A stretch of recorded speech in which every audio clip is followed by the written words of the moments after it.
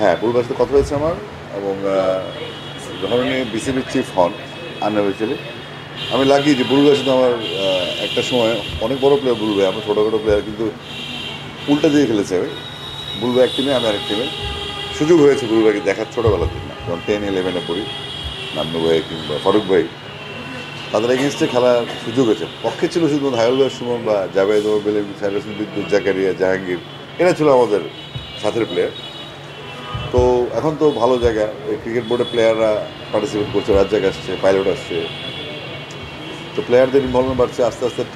technical সাইডগুলো আমাদের উন্নত হবে যেহেতু আমলাতান্ত্রিক ইস্যু থেকে বেরোয় প্লেয়াররা বোর্ডে আসতে চায় এবং যারা সংগঠক ক্লাব কেন্দ্রিক বা জেলা বিভাগে যারা কাজ করেন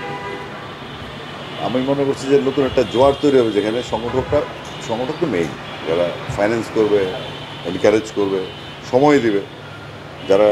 অলরেডি মুখ ফিরিয়ে নিয়েছে মাঠ থেকে তাদেরকে আবার মাঠমুখী করার জন্য আমাদের এই চেষ্টা থাকবে ডেফিনেটলি